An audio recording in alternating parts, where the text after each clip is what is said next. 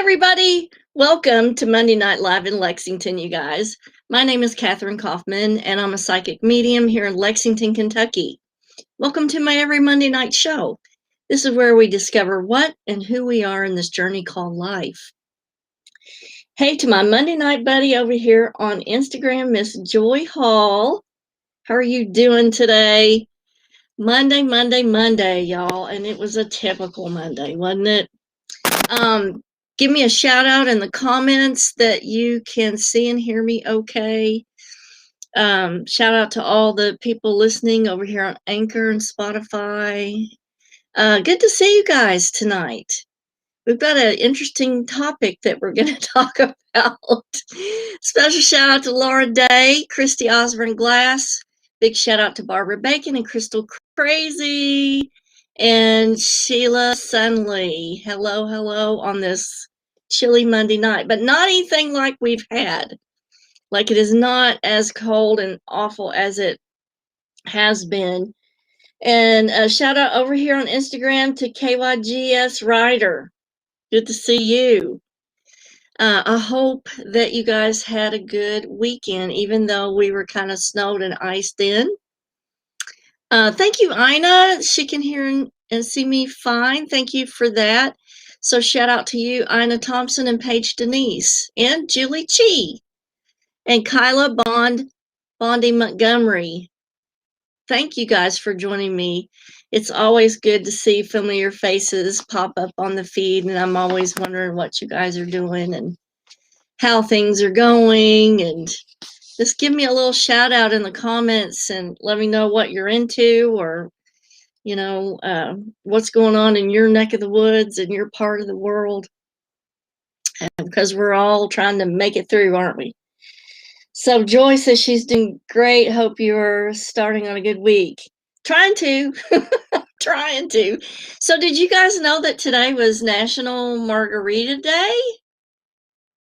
I did not. And David has posted on Facebook, I know he does on Instagram, but he made up some kind of mango chili margarita, and it had a mango chili chocolate on there, and it looks so fabulous. I didn't know he was going to make anything that special, or I would have ordered one. So, oh well, maybe after the show I can have one. Big magical Monday to Melissa Begley. Big kisses to her and her sidekick, Miss Cleo. Ina, it's slow going on this foot. I actually tried to wear a regular shoe today so I could look professional when I was doing my sessions, and I could not wait to get it off of my foot. I'm walking okay, but wearing shoes and socks is not comfortable. So I'm just going to have to wait it out. I think the older that you get, the slower that you heal too. And so I'm not a patient person by any means, so I'm just going to have to get patient. There's really no updates for tonight. I kind of went with the topic of Incubus and Succubus because we had been talking about previously in the other live streams, we had been talking about sex in dreams, sex between living people and spirits and things like that. And I thought, well, we really should go over this too, because that type of activity can sometimes get you into a little bit of trouble. So we'll go over that and figure out, like, if you have an incubus or a succubus, or are you really connecting with a human spirit, and what you can do if, let's say, you get tricked. And some of the stuff is very, very interesting. Some of the research I did on the history of it and what their thoughts were a long time ago about this type of thing, and they actually went into a lot of detail about incubus and succubus attacks. And so if you guys have any questions on this kind of stuff, just feel free to holler out in the comments, and I will try to watch the feed for your questions. Shout out to Phyllis Coley Hayden. Good to see you here tonight. So Incubus and Succubus. So at first, they kind of separate the two and said that they were separate entities. So let's go over Incubus first. So an incubus is a demon, actual demon in male form, according to mythology and folklore. And legendary traditions, it lies upon a sleeping woman in order to engage in sexual activity with them. Now, the female counterpart is the succubus. And so these stories and documentations of these creatures go back for centuries, many, many centuries. And it's said that repeated sexual activity with an incubus or a succubus can result in deterioration of the health, mental state, and even result in death. So, but if you think about it now, on previous shows, we have talked a little bit about demons and what their goals are in attaching to a human. So if you think about it, the sex is actually a way for them to attach to a human spirit, but it's the destruction, the deterioration, or death of the person that's the ultimate goal of the demon, because you cannot reason with a demon and you can't bargain with a demon because its goal is destruction, and there's no way to reason with that or bargain with that. It's for an incubus and a succubus, it's the act of sex that actually allows them to attach to the person. And in the readings that I did up on this, the repeated sexual encounters with human beings, it's that allows them to keep destroying the human spirit. It's the energy of it. And often they describe it as being cold, that the energy is actually really cold. So some of the texts date back to Mesopotamia in 2400 BC that refer to incubus, stories about the incubus, and you can read a little bit more about that. That's Gilgamesh's account of where, let's see, something disturbs and seduces women in their sleep. And so, and then the female counterpart appears to men in their erotic dreams. So it's almost like this spirit or entity demon takes the landscape of an erotic dream and sort of takes that over. Now, demons who had sexual relations with women, sometimes it was said that they produced a child by that woman. But then they get into more detail about how that happens because the demon can't procreate itself. So they refer to demons stealing semen from dead men, animating it, and using it to impregnate a woman. So here's a text 800 years later, after 2400 BC, of Thomas Aquinas. He's arguing against the possibility of offspring being conceived by intercourse with demons.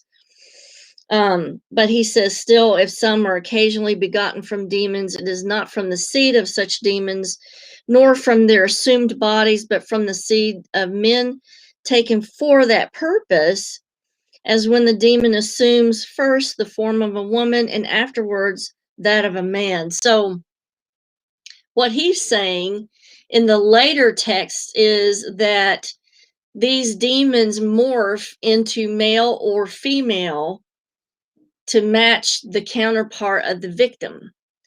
And then texts that go after that kind of concur with that thought, that this is sort of a morphogenic type of creature that can change its shape dependent on what the victim's sex is.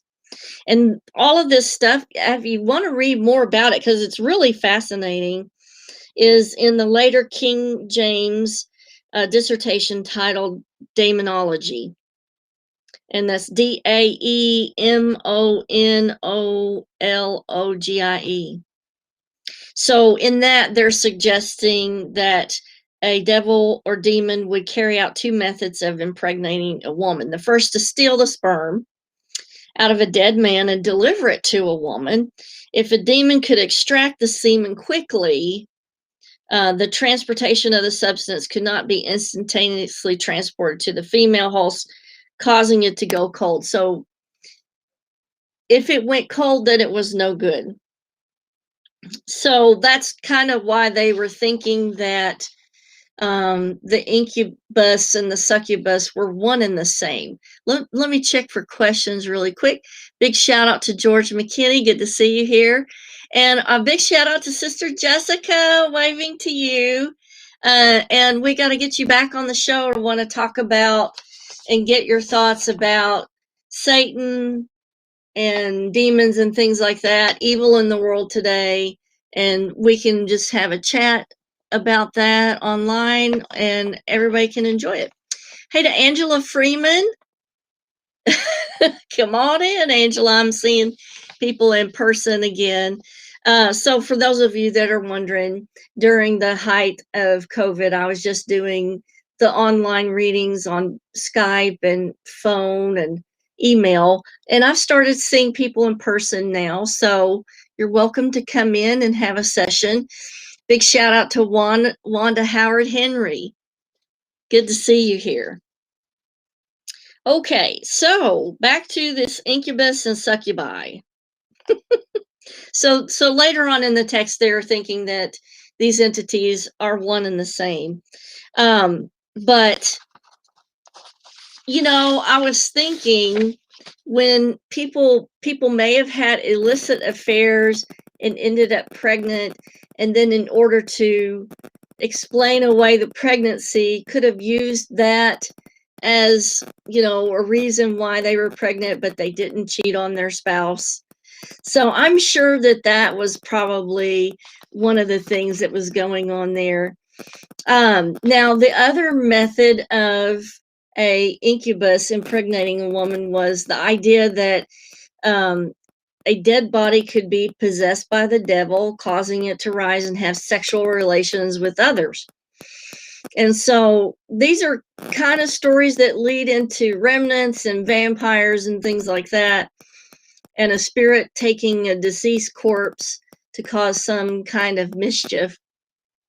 So later on, they were pretty well referring to incubi and succubi as the same, but it's still demonic. A succubus would be able to sleep with a man and collect his sperm after using dark power to corrupt and strengthen the seed to guarantee impregnation. The succubus then transforms into an incubus and uses the seed on a woman. The spirit's offspring were often thought of as supernatural. So that kind of, like, people who maybe had extraordinary abilities, they may, in some societies, even still today, people with different abilities it's frowned upon, and they're thought of as maybe supernatural or kind of demonic. Yeah, I guess you might say that. So, you know, these people with extra abilities were definitely frowned upon or scorned. The half-human offspring of such a union is sometimes referred to as a cambion, which I'd not heard that term either. An incubus may pursue sexual relations with a woman in order to father as a child. And this is kind of goes along with the legend, the myth of Merlin. And there's a lot of this referred to in the Malleus Maleficarum. Of course, the ways that they suggest to rid yourself of this plague is one of the ways was they refer to exorcism. and some of the attacks of the incubi, others being sacramental confession, the sign of the cross, recital of the angelic salutation, actually moving the person who's afflicted to another location was the first thing that was actually done. And then they talk about, this was a document written, let's see, Franciscan friar Ludovici, I can't pronounce it, Sinisterari, I cannot pronounce it, I just butchered that all to pieces, stated that incubi do not obey exorcists and have no dread of exorcisms and show no reverence for holy things, at the approach of which they were not in the least overawed. So religious icons, prayers, and exorcisms did not have an effect, according to this Franciscan friar, whose name I obliterated. But victims may have experienced waking dreams or sleep paralysis, because this is another explanation for it, is that the people are having a combination of hallucinations that are coupled with sleep paralysis.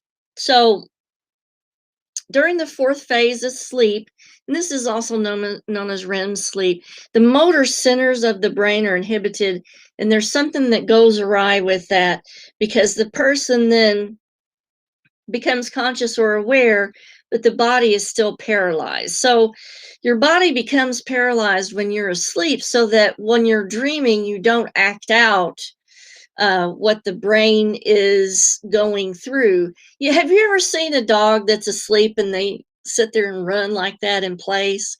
And some dogs I've seen who are like, they're dreaming of running, and then all of a sudden they get up and run into the wall. And you can pull up videos on YouTube of that, but that's when the mechanism in the brain of the dog is not functioning properly, because the motor capacity is supposed to be paralyzed during that type of sleep. And that protects us from getting hurt. So, yeah, Jessica, Malleus maleficarum. I think that's how you pronounce it. Yes, you are correct. Shout out to Sandra Lee Small. Anyway, so a combination of things that go wrong in the brain are supposed to produce this sensation of this sexual attack.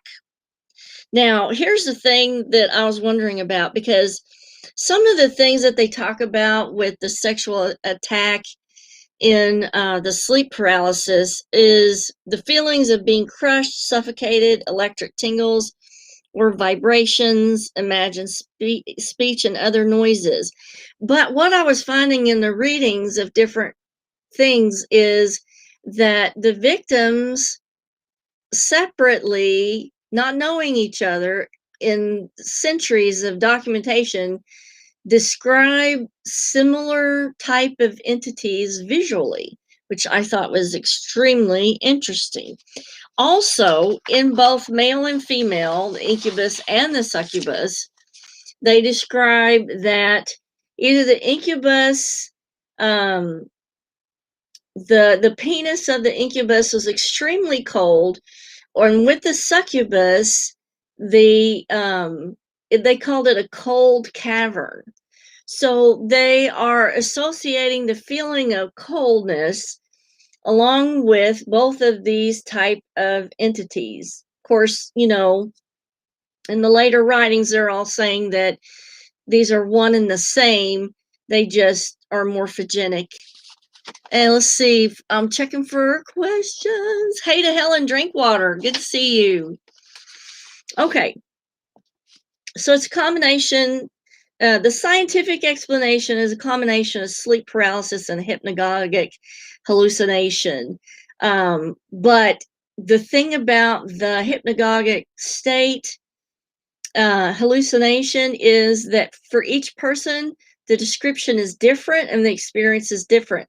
But in the texts, there's a lot of similarities that really are quite shocking. So that's the difference between the scientific explanation and the historical stuff that we can read and was documented back then. Okay. So back to that. Yeah, here is the description of the succubus. Sex with a succubus is akin to entering a cavern of ice. So that was very, very interesting. Now, what can we do about this? Let's say you're having a dream about a sexual encounter and you think it's a human, and then it starts kind of morphing into something else. What are you going to do? Because remember what we talked about in previous shows is that when you're asleep or when you're under anesthesia or when you're under a mind-altering substance, you are not in full control of your auric field. And so that's when you're the most vulnerable. So, it really can happen. One of the biggest places I feel like to use psychic protection is around your bed or your bedroom when you are asleep, because that you're in a vulnerable state then. Also, let's say you are going to have surgery. Shout out on YouTube to Ann. Good to see you here. Thanks for joining us. Our Monday night shows are every Monday at 7 p.m. Eastern Standard Time, and the past shows are on the YouTube channel there, so you can watch some of the past episodes. Okay, so Ann says, let's look at that question. I have these attacks since I was a teenager, and I'm in my 30s now, and it's like rape. To be honest, I don't know if I will ever be able to shake this thing. Yes, we're about to talk about things that you can do with that and for that, because you are vulnerable during sleep. So what I would ask, Ann, is do you use any kind of psychic protection in your bedroom while you were sleeping? If so, can you tell us what you use?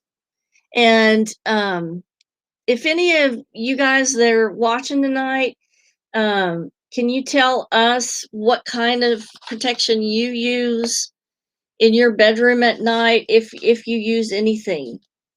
A shout out over here to Christina B on Instagram and aromatherapist. Good to see you here tonight. So what are you going to do if you think that you have had an encounter?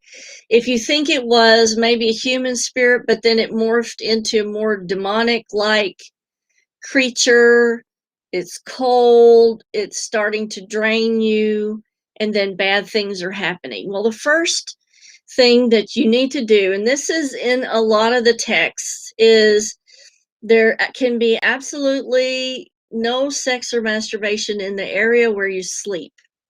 Okay. And some people even suggest that you change homes or change your sleeping area to a different place. So let's see. So Anne doesn't have any psychic protection. I sage sometimes, and I have had surgery soon, so I wonder if pain drugs make it worse. Yes, it will, because mind-altering substances sort of dull the barrier and the control over the auric field. So worse when boyfriend goes to work in the morning. That's probably the brainwave state that they're using for the attack, I would say.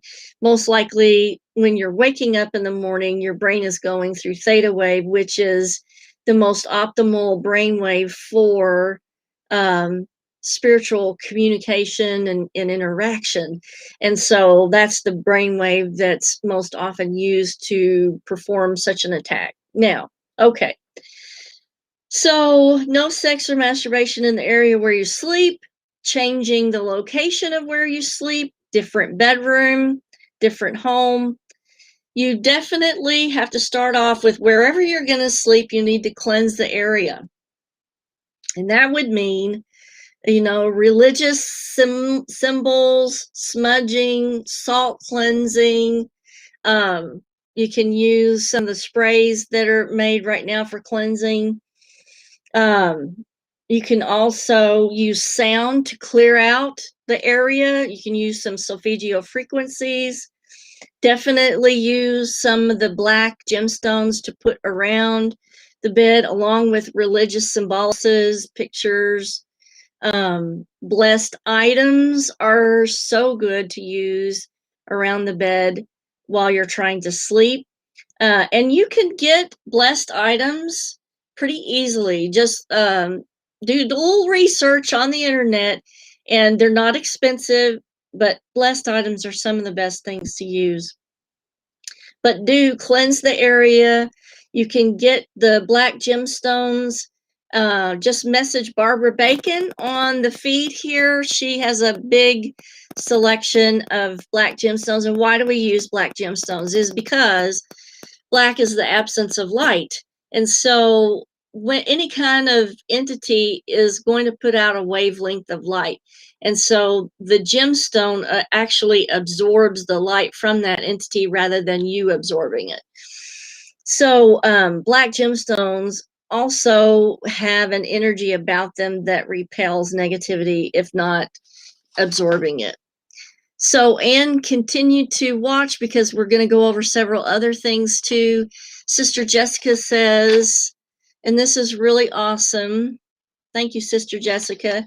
Santa Paulo wood incense might help too. That's one of my all-time favorites. Absolutely. So after you cleanse the area, you put up your protection, like your blessed item, your blessed religious items, black gemstones, your religious symbols. You need to definitely consult a priest for special prayers.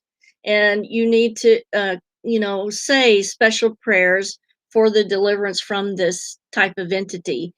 Also, another thing is, because there has been not only an energetic connection, but also a physical connection with the act of sex, definitely should cleanse your body, which would mean like salt scrub baths, even putting holy water down into the bath water, or maybe anointing your body with the holy water.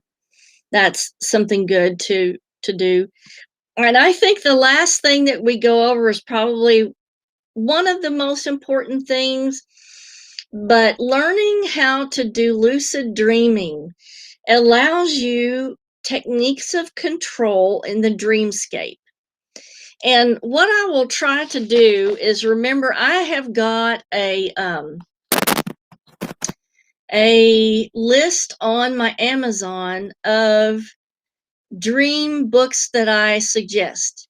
And I will try to remember to put a link in the comments section of the list of dream books that I suggest that you read. But a couple of those dream books are specifically on lucid dreaming. And so what lucid dreaming does is it allows you to become aware in the dream of what's going on and actually change what you're doing or change what's happening, so that you're not just the victim, but you're a participant who is guiding, or maybe in this case, resisting what is happening. But also, if, let's say you have a prayer that you practice and you recite every night before bed, and then you learn lucid dreaming, that would be something that you could recite within the dream to repel what's happening.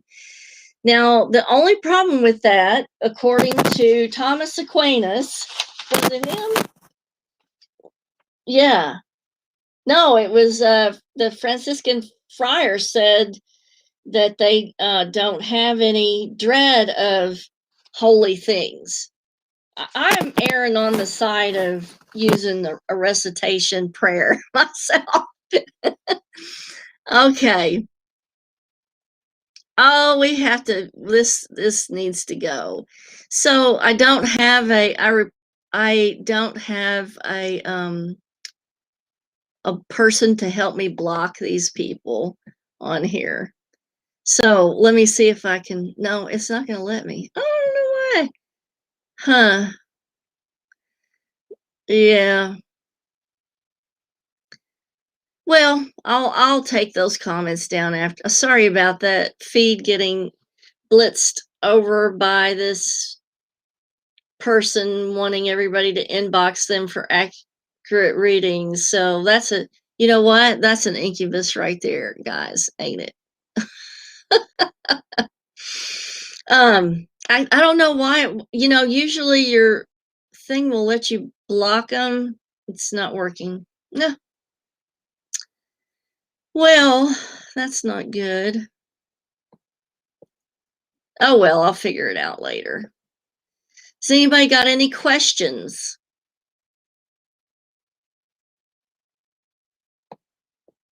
I'm trying to figure out how to block, but it's just not working. Oh well. Anyway, enough of sex with incubuses and succubuses. I appreciate you guys showing up tonight. Not sure what the topic will be next week. I'll just surprise you with something. But I think we're done with sex for a little while. Last week's dream show was really popping. There were a lot of good comments and a lot of dreams that I still got dreams that I haven't gone through yet that need presented on the next show. And so we'll do those pretty soon too, because I didn't get to finish them. Anyway, I hope you guys have a good week. Kisses from Kentucky, and I will see you guys next week. Y'all have a good week. Later.